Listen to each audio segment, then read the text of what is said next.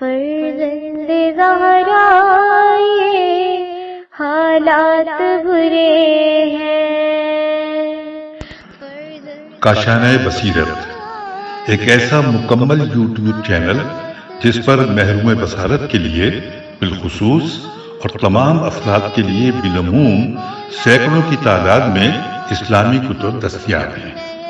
لہذا گزارش ہے کہ آپ اپنی ذمہ داری نبھاتے ہوئے کاشانہ بصیرت کو سبسکرائب کرنے کے ساتھ ساتھ بیل آئیکن کو پریس کیجئے تاکہ آپ علم کے حصول کے ساتھ ساتھ مذہب اہل بیت کی اشاعت میں بھی اہم کردار ادا کرتے رہیں۔ کاشانہ بصیرت۔ فرزند زہرا یہ حالات برے ہیں۔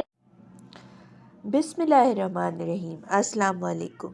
کاشانہ بصیرت کے یوٹیوب چینل سے نورین عباس آپ کے ہمراہ ہے۔ ہم مطالعہ کر رہے ہیں الکوثر فی تفسیر القرآن کی جلد ششم کا، جس کے مصنف ہیں جناب محسن علی نجفی۔ تو آئیے آغاز کرتے ہیں الکوثر فی تفسیر القرآن کے 34ویں حصے کا۔ تتجافى جنوبهم عن المضاجع يدعون ربهم خوفا وطمعا ومما رزقناهم ينفقون۔ رات کو ان کے پہلو بستروں سے الگ رہتے ہیں، وہ اپنے رب کو خوف اور امید کے ساتھ پکارتے ہیں، اور جو کچھ ہم نے انہیں دیا ہے اس میں سے خرچ کرتے ہیں۔ تفسیر آیات۔ تتجافى جنوبهم عن المضاجع، ان کی چوتھی صفت یہ ہے کہ جب لوگ سو رہے ہوتے ہیں اس وقت یہ لوگ عبادت میں مشغول ہوتے ہیں۔ روایت میں آیا ہے کہ وہ بستروں سے الگ ہوتے ہیں کا مطلب یہ نہیں ہے کہ وہ سوتے نہیں ہیں، سونا اس جسم کی ایک ضرورت ہے، بلکہ مراد یہ ہے کہ وہ رات کے ابتدائی حصے میں سوتے ہیں۔ جب رات کے 2 حصے گزر جاتے ہیں تو یہ اٹھ جاتے ہیں اور عبادت میں مشغول ہو جاتے ہیں۔ یہ نماز تہجد پڑھنے والوں کی طرف اشارہ ہے۔ یدعون ربهم خوفا وطمعا، ان کی 5ویں صفت یہ ہے کہ وہ خوف و امید کے درمیان ہوتے ہیں، وہ امید کی وجہ سے عبادت کرتے ہیں اور خوف کی وجہ سے محرمات سے پرہیز کرتے ہیں۔ ان میں بندگی کا سلیقہ موجود ہے اور ان میں یہ شعور ہے کہ اللہ کی بندگی خوف و امید کے درمیان میں ہوتی ہے۔ بے خوفی میں بندگی ہوتی ہے اور نہ امیدی میں۔ وَمَا رَزَقْنَاهُمْ يُنْفِقُونَ، ان کی 6ٹھی صفت یہ ہے کہ وہ فیاض ہوتے ہیں، راہ خدا میں خرچ کرتے ہیں۔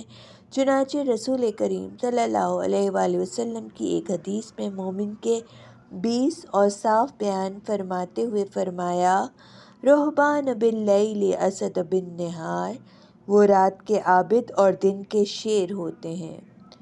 اہم نکات۔ نمبر 1، رات کو عبادت کرنے والوں اور خوف و امید کے درمیان بندگی کرنے والوں پر ہی آیت الہی کا اثر ہوتا ہے۔ تتجافى جنوبهم يدعون ربهم فلا تعلم نفس ما أخفي لهم من قرة أعين جزاء بما كانوا يعملون۔ اور کوئی شخص نہیں جانتا کہ ان کے اعمال کے صلے میں ان کی آنکھوں کی ٹھنڈک کا کیا کیا سامان پردہ غیب میں موجود ہے۔ تفسیر آیات۔ نمبر 1، جنت کی زندگی اور وہاں کی نعمتوں کا اس دنیا کی زندگی اور اس دنیا کی نعمتوں کے ساتھ موازنہ نہیں ہو سکتا۔ وہاں کی زندگی کا نظام وہ نہیں ہوگا جو یہاں ہے۔ ہم انسان صرف ان چیزوں کو سمجھ سکتے ہیں جن کا ہم نے مشاہدہ کیا ہے۔ اگر ہم نے پانی کو نہ دیکھا ہوتا تو ہم نہیں سمجھ سکتے تھے کہ پانی کیا چیز ہے۔ اس لیے جنت کی نعمتوں کے بارے میں روایت ہے میں بھی یہی مطلب بیان ہوا ہے۔ رسول خدا صلی اللہ علیہ وآلہ وسلم سے روایت ہے کہ اللہ تعالیٰ کا ارشاد ہے، ترجمہ، میں نے اپنے نیک بندوں کے لیے وہ ثواب آمادہ کر رکھا ہے جسے نہ کسی آنکھ نے دیکھا ہوگا، نہ کسی کان نے سنا ہوگا، نہ کسی انسان کے دل نے تصور کیا ہوگا۔ نمبر 2، ما اخفی لہم، جو ان کے لیے پوشیدہ رکھا ہوا ہے، اسی لیے پوشیدہ ہے کہ اس کا تصور نہیں ہو سکتا، نہ اس کا وصف و بیان ہو سکتا ہے، چونکہ ہمارا دینی ذہن ان چیزوں کو اپنے تصور میں نہیں لا سکتا۔ نمبر 3، من قرۃ اعین، آنکھوں کی ٹھنڈک۔ اس سے مراد انتہائی مسرت ہے۔ کہتے ہیں خوشی کے آنسو ٹھنڈے ہوتے ہیں۔ حضرت امام جعفر صادق علیہ السلام سے روایت ہے، ہر کار خیر کا ثواب قرآن میں بیان ہوا ہے سوائے تہجد کے۔ اس کے ثواب کی عظمت کی وجہ سے اس کے ثواب کا ذکر نہیں فرمایا۔ افمن كان مؤمنا كمن كان فاسقا لا يستوون، بھلا جو مومن ہو وہ فاسق کی طرح ہو سکتا ہے؟ یہ دونوں برابر نہیں ہو سکتے۔ تفسیر آیات۔ مومن وہ ہے جو اپنے ایمان کے تقاضے پورے کرتا ہے۔ ایمان کا تقاضا ہے اپنے مولا کی بندگی کے دائرے میں رہنا۔ فاسق وہ ہے جو اس دائرے سے خارج ہو جاتا ہے۔ اللہ تعالیٰ کے عدل و انصاف کے ترازو میں ان دونوں کو یکساں ہونا ممکن نہیں ہے۔ فضائل۔ اگرچہ یہ سورہ مکی ہے لیکن شیعہ سنی مصادر میں کثرت سے یہ روایت موجود ہے کہ یہ آیت علی ابن ابی طالب علیہ السلام اور ولید بن عقبہ کے درمیان موازنے کے بارے میں نازل ہوئی ہے۔ ان روایت کی روشنی میں آیت مدنی ہو جاتی ہے۔ واقعہ یہ ہے کہ حضرت علی اور ولید بن عقبہ کے درمیان کسی بات میں تکرار ہوئی تو ولید بن عقبہ نے حضرت علی سے کہا، خاموش ہو جا، تو ابھی بچہ ہے، میں تم سے زیادہ زبان اور نیزہ زنی میں تیز تر ہوں، تجھ سا زیادہ شجاع اور لشکر میں زیادہ نمایاں ہوں۔ حضرت علی نے فرمایا، خاموش ہو جا، تو فاسق ہے۔ اس پر یہ آیت نازل ہوئی۔ ملاحظہ ہو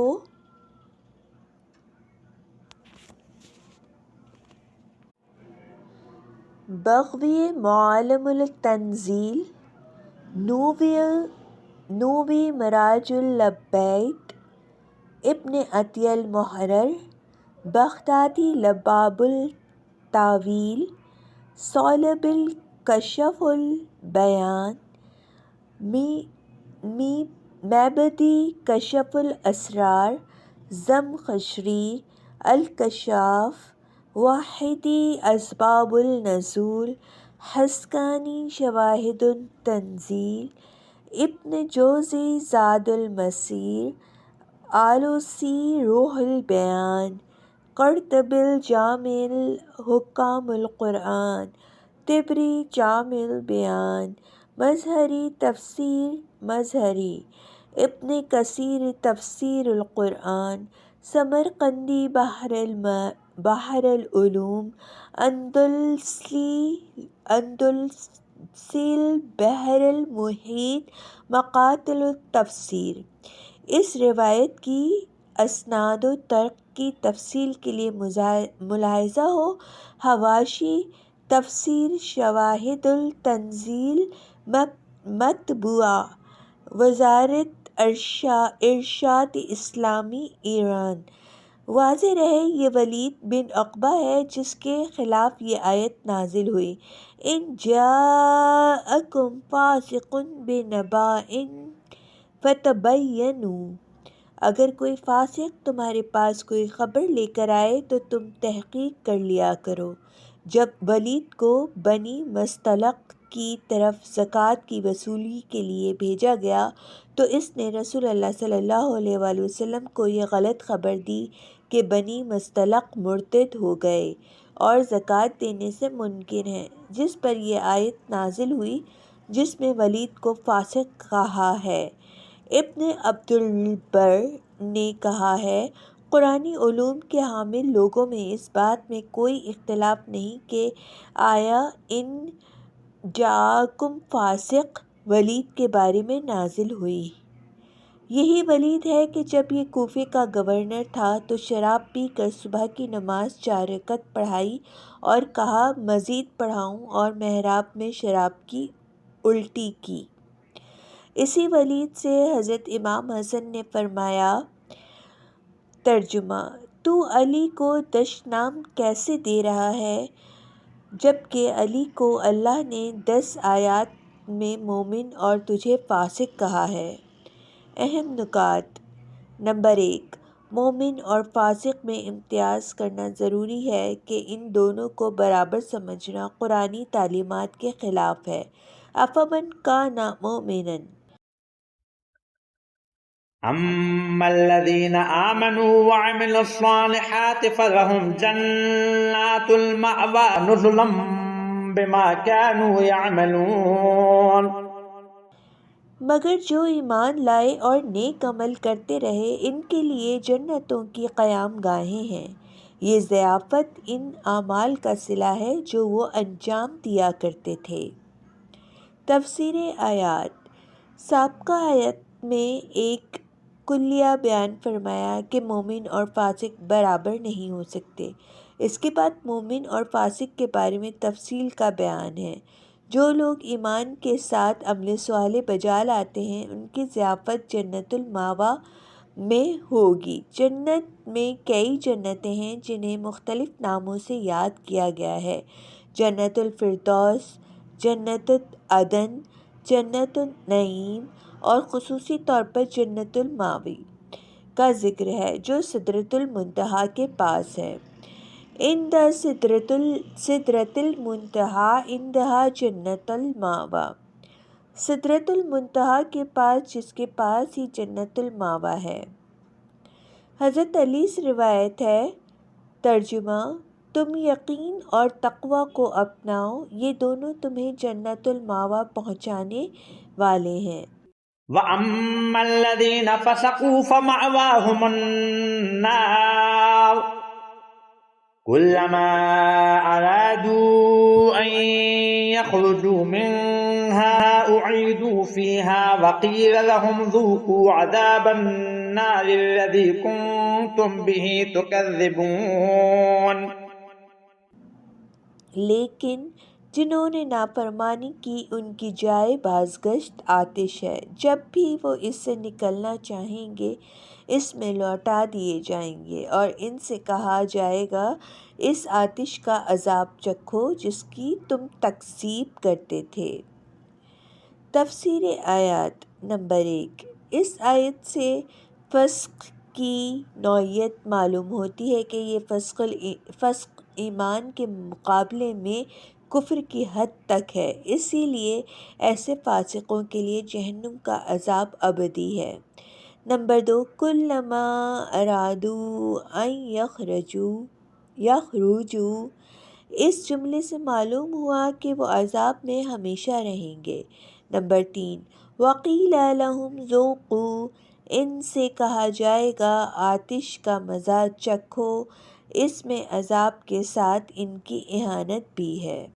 وَلَنُذِيقَنَّهُم مِّنَ الْعَذَابِ الْأَدْنَىٰ دُونَ الْعَذَابِ الْأَكْبَرِ لَعَلَّهُمْ يَرْجِعُونَ، اور ہم انہیں بڑے عذاب کے علاوہ کمتر عذاب کا ذائقہ بھی ضرور چکھائیں گے، شاید وہ باز آ جائیں۔ تفسیر آیات: نمبر 1، العذاب الادنیٰ، کمتر عذاب سے مراد دینوی مصائب، بیماریاں اور ناکامیاں ہیں۔ اس کمتر عذاب اور محرومیوں سے انسانی ضمیر جھنجھوڑا اور وجدان کو بیدار کیا جاتا ہے۔ اس سے اگر قابل ہدایت ہے تو وہ راہ راست پر واپس آتا ہے۔ لعلہم یرجعون۔ وَمَنْ أَظْلَمُ مِمَّنْ ذُكِّرَ بِآيَاتِ رَبِّهِ ثُمَّ أَعْرَضَ عَنْهَا إِنَّا مِنَ الْمُجْرِمِينَ مُنْتَقِمُونَ۔ اور اس شخص سے بڑھ کر ظالم کون ہوگا جسے اس کے رب کی نشانیاں سمجھا دی گئی ہوں، پھر وہ ان سے منہ موڑ لے، ہم مجرموں سے ضرور بدلہ لینے والے ہیں۔ تفسیر آیات: جسے آیات و معجزات کے ذریعے حق کی بات سمجھا دی گئی ہو، اس پر حجت پوری ہو گئی ہو، جیسے قوم صالح، اس کی باوجود وہ ان معجزات کو تسلیم نہ کرے تو اللہ اس سے انتقام لیتا ہے۔ انبیاء علیہ السلام ہر مطالبے پر معجزہ پیش نہیں کرتے، کیونکہ اگر معجزات کے بعد بھی ایمان نہ لائیں تو اللہ فوری انتقام لیتا ہے۔ اس آیت میں اسی بات کی طرف اشارہ ہے کہ آیات الہی یعنی معجزات کے ذریعے حق واضح ہونے کے بعد انکار کیا جائے تو انتقام الہی کی نوبت آتی ہے۔ وَلَقَدْ آتَيْنَا مُوسَى الْكِتَابَ فَلَا تَكُنْ فِي مِرْيَةٍ مِّن لِقَائِهِ وَجَعَلْنَاهُ هُدًى لِبَنِي إِسْرَائِيلَ۔ اور بتحقیق ہم نے موسیٰ کو کتاب دی ہے، لہٰذا آپ اس قرآن کے ملنے میں کسی شبہے میں نہ رہیں، اور ہم نے اس کتاب کو بنی اسرائیل کے لیے ہدایت کا ذریعہ بنایا۔ تفسیر آیات نمبر 1۔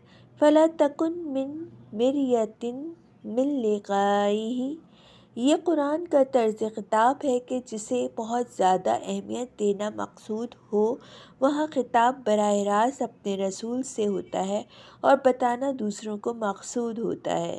لقائہ میں ضمیر الکتاب کی طرف ہے، ضمیر الکتاب کی طرف ہے، اور لقائے تلقی کے معنوں میں ہے، جسے کتاب یلقہ منشورہ میں ہے، یعنی ہم نے جیسے موسیٰ کو کتاب دی ہے، آپ صلی اللہ علیہ وسلم کو بھی کتاب دی ہے، لہٰذا آپ کو اس کتاب قرآن کے ملنے میں کوئی شبہ نہیں ہونا چاہیے۔ حضرت موسیٰ کا ذکر اس لیے ہوا کہ رسول اللہ صلی اللہ علیہ وآلہ وسلم کے ساتھ آپ کی بہت سی خصوصیات ملتی ہیں۔ وَجَعَلْنَا مِنْهُمْ أَئِمَّةً يَهْدُونَ بِأَمْرِنَا لَمَّا صَبَرُوا وَكَانُوا بِآيَاتِنَا يُوقِنُونَ۔ اور جب انہوں نے صبر کیا اور وہ ہماری آیات پر یقین رکھے ہوئے تھے تو ہم نے ان میں سے کچھ لوگوں کو امام بنایا جو ہمارے حکم سے ہدایت کرتے ہیں۔ تفسیر آیات۔ ہر امت میں ایک جماعت کو امامت کا عہدہ صبر و یقین کی بنیاد پر دیا جاتا ہے۔ علم کی وجہ سے صبر اور یقین کے اعلیٰ مراتب پر فائز ہوتے ہیں اور عصمت کے مقام پر فائز ہونے کے بعد امامت کی منزل پر فائز ہو جاتے ہیں۔ امامت کے موضوع پر سورہ بقرہ آیت 124، سورہ انبیاء آیت 73 کی تفسیر ملاحظہ فرمائیں۔ حضرت امام محمد باقر علیہ السلام سے روایت ہے، یہ آیت نزلت فی ولدت فاطمہ علیہ السلام کی اولاد کے بارے میں نازل ہوئی۔ ملاحظہ ہو شواہد التنزیل ذیل آیات۔ إِنَّ رَبَّكَ هُوَ يَفْصِلُ بَيْنَهُمْ يَوْمَ الْقِيَامَةِ فِيمَا كَانُوا فِيهِ يَخْتَلِفُونَ۔ یقیناً آپ کا رب قیامت کے دن ان کے درمیان ان باتوں کا فیصلہ سنا دے گا جن میں یہ لوگ اختلاف کرتے رہے ہیں۔ تفسیر آیات۔ یہاں اختلاف سے مراد وہ اختلاف ہے جو کسی دلیل و سند پر مبنی نہ ہو بلکہ علم و سند کو پس پش ڈال کر اختلاف کرتے ہیں۔ فَمَا اخْتَلَفُوا إِلَّا مِن بَعْدِ مَا جَاءَهُمُ الْعِلْمُ بَغْيًا بَيْنَهُمْ، تو انہوں نے اپنے پاس علم آ جانے کے بعد آپس کی ضد میں آ کر اختلاف کیا۔ اللہ قیامت کے دن ان اختلافات کا فیصلہ سنائے گا جو علم آنے کے بعد آپس کی ضد میں آ کر کیے ہیں۔ أَوَلَمْ يَهْدِ لَهُمْ كَمْ أَهْلَكْنَا مِن قَبْلِهِم مِّنَ الْقُرُونِ يَمْشُونَ فِي مَسَاكِنِهِمْ إِنَّ فِي ذَلِكَ لَآيَاتٍ أَفَلَا يَسْمَعُونَ۔ کیا انہیں اس بات سے ہدایت نہیں ملی کہ ہم نے ان سے پہلے بہت سی قوموں کو ہلاک کر دیا ہے جن کی قیام گاہوں میں یہ لوگ چلتے پھرتے ہیں؟ بتحقیق اس میں نشانیاں ہیں، تو کیا یہ لوگ سنتے نہیں؟ تفسیر آیات۔ کیا ان مشرکوں کو اس بات سے عبرت حاصل نہیں ہوتی کہ انبیاء علیہ السلام کے منکرین قوم عاد، قوم سمود کے رہائشی مکانوں سے ان کا ہمیشہ شام جاتے ہوئے گزر ہوتا ہے اور ان کی تباہی کا منظر دیکھتے جاتے ہیں۔ ان فی ذالک لآیات، ان قوموں کی تباہی میں انبیاء علیہ السلام کے برحق ہونے پر قطعی دلائل ہیں، اگر کسی کے پاس ان دلائل کو سننے کی صلاحیت ہے۔ أَوَلَمْ يَرَوْا أَنَّا نَسُوقُ الْمَاءَ إِلَى الْأَرْضِ الْجُرُزِ فَنُخْرِجُ بِهِ زَرْعًا تَأْكُلُ مِنْهُ أَنْعَامُهُمْ وَأَنْفُسُهُمْ أَفَلَا يُبْصِرُونَ۔ کیا انہوں نے نہیں دیکھا کہ ہم بنجر زمینوں کی طرف پانی روانہ کرتے ہیں، پھر اس سے کھیتی پیدا کرتے ہیں جس سے ان کے جانور بھی کھاتے ہیں اور خود بھی، تو کیا یہ دیکھتے نہیں ہیں؟ تشریح کلمات: الجروز بریکٹ میں 3 لفظ موجود ہیں: جیم، را، ز، بریکٹ بند۔ وہ زمین جس میں کچھ پیدا نہ ہوتا ہو، بنجر زمین۔ تفسیر آیات: نمبر 1، اولم یروا انا نسوق الماء۔ اللہ تعالیٰ کی ربوبیت اور مربوبیت پر اس دلیل کا یہ لوگ مشاہدہ نہیں کرتے کہ ہم ہی پانی سے لدے ہوئے بادلوں کو ہوا کے ذریعے غیر آباد زمینوں کی طرف چلاتے ہیں۔ نمبر 2، فَنُخْرِجُ بِهِ زَرْعًا، اور ہم ہی اس پانی سے زمین میں رویدگی پیدا کرتے اور لہلہاتے کھیت وجود میں لاتے ہیں، مختلف گھاس و سبزہ اگاتے ہیں جس سے انسان کے لیے ذریعہ معاش جانوروں کا چارہ بنتا ہے اور خود انسان کے لیے روزی پیدا ہوتی ہے۔ نمبر 3، افلا یبصرون، اس منظر کو روز دیکھتے ہو پھر بھی کہتے ہو کہ تمہاری زمین کی تدبیر اور تمہاری معیشت کا انتظام اللہ کے علاوہ کوئی اور کرتا ہے؟ وَيَقُولُونَ مَتَى هَذَا الْفَتْحُ إِن كُنتُمْ صَادِقِينَ قُلْ يَوْمَ الْفَتْحِ لَا يَنفَعُ الَّذِينَ كَفَرُوا إِيمَانُهُمْ وَلَا هُمْ يُنظَرُونَ۔ اور یہ لوگ کہتے ہیں اگر تم سچے ہو تو بتاؤ یہ فیصلہ کب ہوگا؟ آیت نمبر 29 کا ترجمہ: کہہ دیجئے فیصلے کے دن کفار کو ان کا ایمان لانا فائدہ نہ دے گا اور نہ ہی انہیں مہلت دی جائے گی۔ تفسیر آیات: نمبر 1، یوم الفتح سے مراد بعض نے یوم بدر اور بعض نے فتح مکہ اور بعض نے روز قیامت لیا ہے، اور جملہ لا ينفع الذین کفروا ایمانہم، کافروں کو اس دن ایمان لانا فائدہ نہیں دے گا کو قرینہ قرار دیتے ہیں کہ اس سے مراد قیامت ہے، چونکہ دنیا میں تو ایمان فائدہ دیتا ہے۔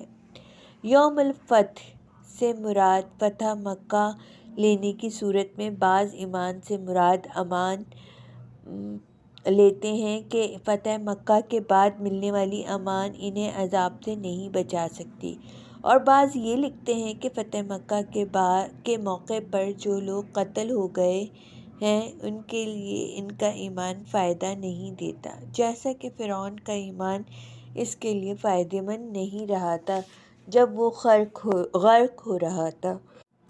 لفظ فتح قرآن مجید میں فتح و غلبہ کے معنوں میں کثرت سے استعمال ہوا ہے۔ فَإِنْ كَانَ لَكُمْ فَتْحٌ مِّنَ اللَّهِ، اگر اللہ کی طرف سے تمہیں فتح حاصل ہو، فَافْتَحْ بَيْنِي وَبَيْنَهُمْ فَتْحًا، پس تو ہی میرے اور ان کے درمیان حتمی فیصلہ فرما۔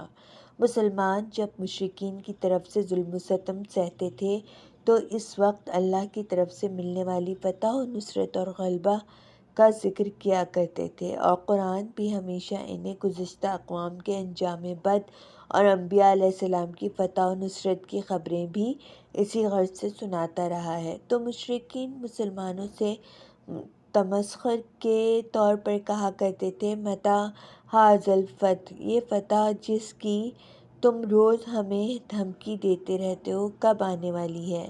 میں ھذا کا اشارہ اسی فتح کی طرف ہو سکتا ہے جس کا مسلمان ذکر کیا کرتے تھے۔ واللہ اعلم عند اللہ۔ فأعرض عنهم وانتظر إنهم منتظرون۔ ان سے منہ پھیر لیں اور انتظار کریں، یقیناً یہ بھی انتظار کر رہے ہیں۔ تفسیر آیات نمبر 1، فاعرض عنہم کافروں کی طرف سے تکذیب و توہین اس قابل نہیں کہ ان چیزوں کو درخور اعتنا سمجھیں۔ فاعرض سے مراد ان کے عمل سے بے اعتنائی برتنا ہے۔ نمبر 2، وانتظر اپنے رب کی طرف سے فتح و نصرت کا انتظار فرمائیں۔ یہ جملہ بھی ایک قرینہ ہے کہ یوم الفتح سے مراد دینوی فتح و نصرت ہے۔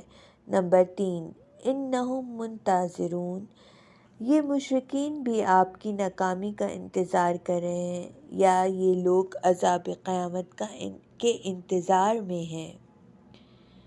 صدق اللہ العظیم۔